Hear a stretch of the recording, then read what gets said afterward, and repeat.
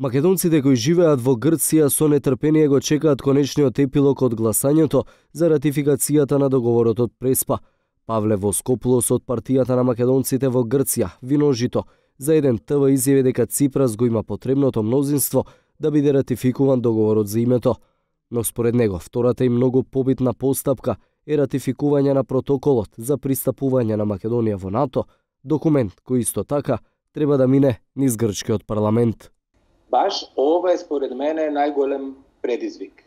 И баш сега ќе се види како владата, што е денес во Грција, и каков став и дали ќе биде чист и јасен дека мора сега, кога е ова партија на власт, да се одобри и да оде понатамо работата. Тамо е клучот за да може да речеме дека ќе се затвори овај процес во Грција кога станува збор помеѓу односите грчката и македонската држава. Воскопулос се надева дека договорот од Преспа ќе донесе низа позитивни работи за македонците во Грција.